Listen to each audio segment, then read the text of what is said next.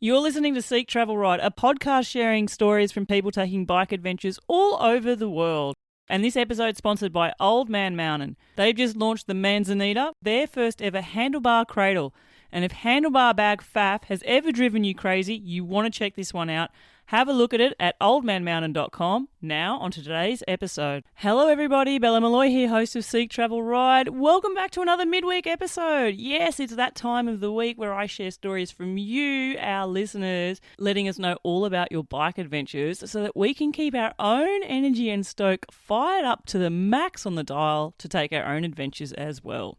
This week, I am sharing a story from a bike adventure couple. They're going to be taking us all the way to a place that is very, very high on my own bike adventure bucket list, and that is Mongolia. Listeners, I have been privileged enough to speak to a few guests who've travelled through Mongolia. I cannot tell you how many times I have stared at documentaries on a TV screen or flicked through photos in a magazine or on Instagram, putting myself in that magical landscape, the big wide horizon and the big steppes and, you know, the river crossings, the wild skies, everything about it. So when Juan Pablo and Paola sent through this message, I was super excited to hear all about it and transport myself there. Let's hear what they've got to say. Hi Bella, how are you? This is Juan Pablo. And this is Paula. Thank you so much for having us in your podcast. We're a huge fan of your podcast. We listen to you while we cycle, while we eat sometime, just to pass the time. So we're very happy to be here. We are currently recording this episode in a beach in Queenstown, New Zealand. So I hope this goes well. For today's midweek episode in your podcast, we decided to talk about one day in our trip in Mongolia on August last year. So, after a couple of weeks cycling through the Mongolian steppe, we woke up one day with our tent over a beautiful hill with views of the endless grass we wanted to see for so many years. This country is so special. It makes you feel the world is endless and we are so small. While we were eating breakfast, a car passed by and stops right next to our tent. It was a Mongolian hunter with binoculars and a rifle, looking around if he could find some marmots to kill. As a way of bragging, I think, he opened his pickup and without speaking showed us 3 dead marmots. We didn't know what to do, but we felt somehow that this day was going to be weird. When we started cycling in the morning, everything went well. The sun was shining and we had clear blue skies. Then suddenly everything changed. Mongolia is one of the most beautiful countries in the world. But one thing travelers don't talk about enough is how sudden the weather changes and how exposed you suddenly are. There is no place to hide. We went from a perfect cycling day to the heaviest headwind. Then after a while, it turned into a storm that enabled us to cycle. We were under the rain, and because of the wind, it was impossible for us to keep cycling. We decided to hitchhike, but the problem is there are no cars in the middle of nowhere in Mongolia. We were waiting, and maybe after 40 minutes of wait, suddenly a small truck appeared. It was a small family who offered to take us to their gear maybe 15 kilometers away. The thing is, they didn't have space for us. We could only be with the bikes on the pickup truck, which was full of rubbish and a dead sheep. Once we arrived to the Gur, of course they offered us food. And that's very common here in Mongolia because they're very hospitable people. The thing is that I, particularly, am a very picky eater. So I struggled more with the food that they gave me than with the weather outside. Basically, they took from one of the drawers a kilogram of butter and they started cooking it on the stove in the middle of the ger. Every once in a while, they put some water, some sugar, and after maybe 30 minutes of cooking, they put it in a bowl and they say, okay, it's ready to eat. It was just butter. And they are looking at you like very happy, expecting to see how are you going to react when you're eating that meal. So we encountered a very tricky situation because you have these amazing people who live in scarcity and they are giving you food, but it's food that you're unable to eat because just looking at it, it's hard to swallow. We got some kind of injection of adrenaline and we just started to eat the bowl without thinking too much about what we were eating. Also thinking like we hope to not get sick at the end of the day. One funny thing is that while we were struggling to eat this particular plate of butter, the kids of the family at the same time were asking for more and more repetitions of the same food. For them, maybe there was one of the most delicious plates they could eat. Once the storm was over, we decided to keep on cycling. We said goodbye to this amazing family who host us. We started cycling, but there was still plenty of headwind. And then from afar, we saw there was another storm. So we started to try to hitchhike again. And we were super lucky because there was another car who was willing to take us to the nearest town. I really don't know how we fit in that car because it was very, very small. But we finally arrived to our famous guest house. In our guest house, we got a very simple room with a very hard bed without any cushion, no electricity and no water. Also, no toilet. But we were so happy to just be under a roof without getting wet by the storm. While we were eating some pasta at night, we were talking about why this day was so special for us. One of the many reasons we travel is basically to be open to the unknown, just to wake up and to not know what is going to happen. We woke up and we found this marmot hunter, then we got the storm, we got the family who invited us to the gear, and then we found these other people who took us to the next town. So more than the cycling, it's all about the adventure and the interactions. Well, that's all, Bella. Thank you very much for letting us tell this little story of our trip. And we're super excited to see each other in the next episode of Sick Travel Ride. See ya!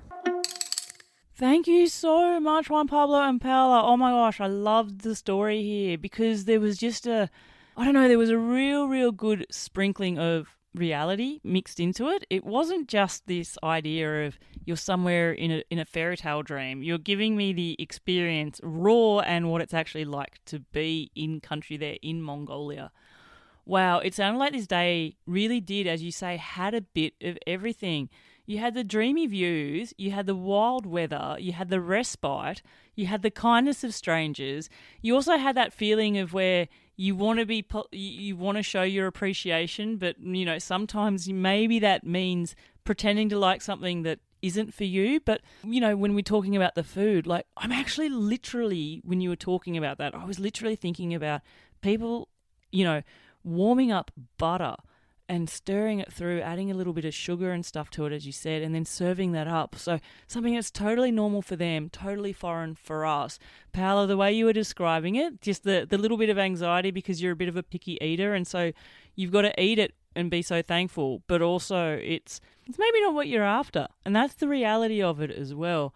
And then, Juan Pablo, I think you were sort of saying you're hoping that it's not something that's going to make you both sick later. I hope that didn't happen. You also talked about the weather in Mongolia and, the guests that I have interviewed.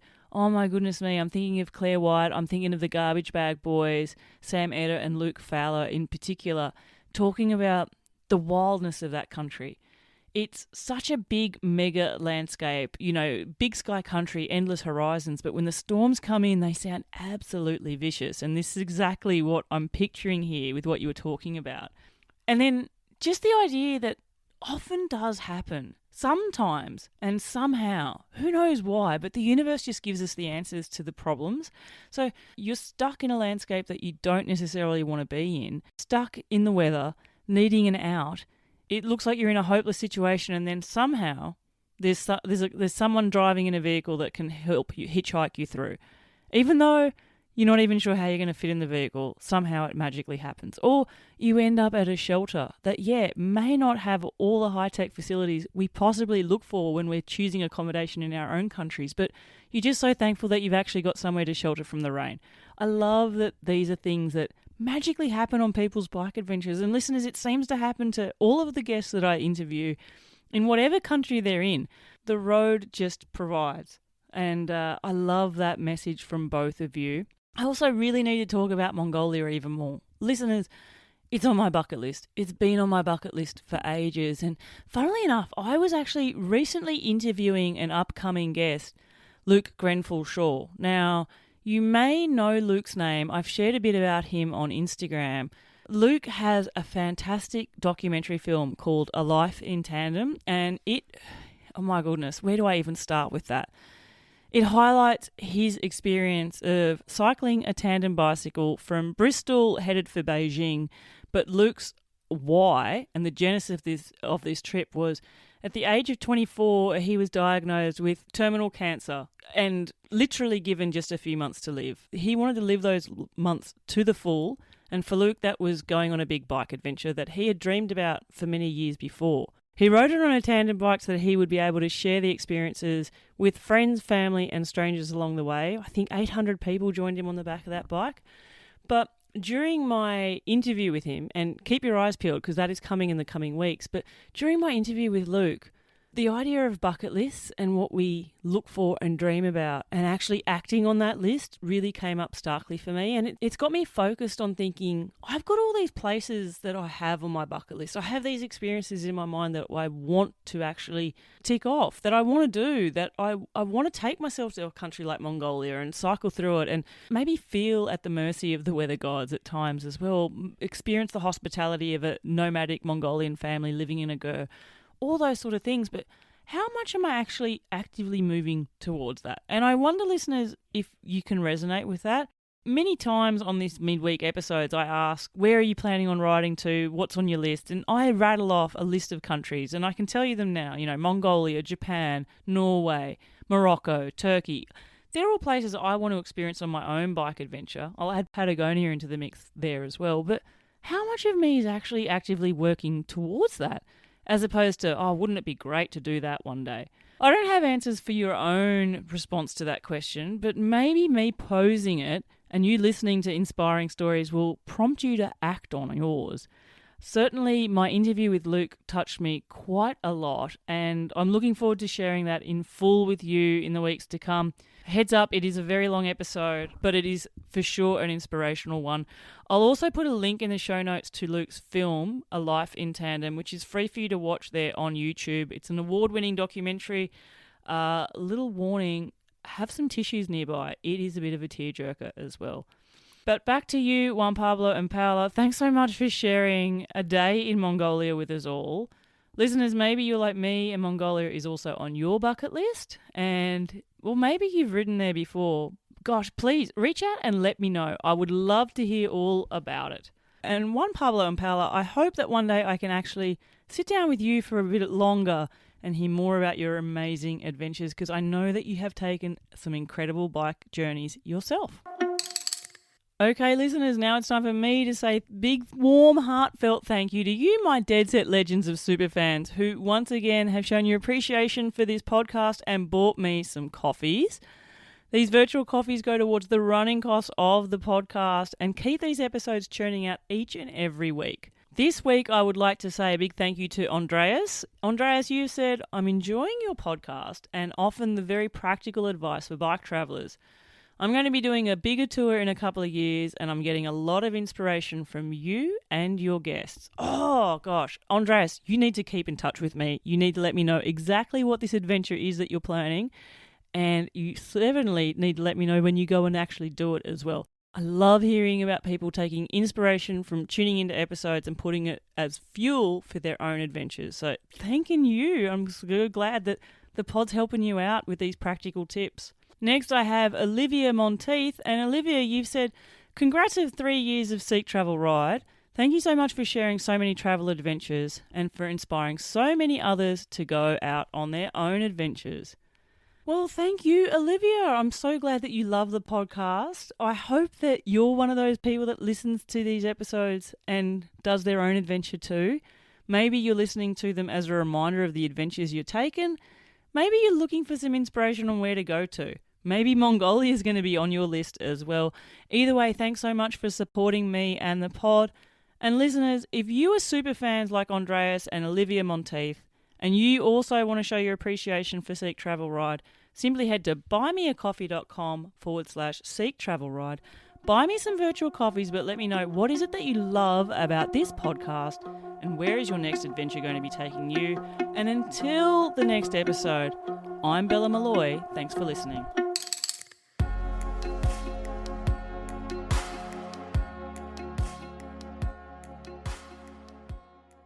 That's the end of the episode, listeners, and one more mention for Old Man Mountain and their new Manzanita handlebar cradle. If, like me, you've had the frustration of having to try and attach a handlebar roll onto your handlebars, the Manzanita was made for you.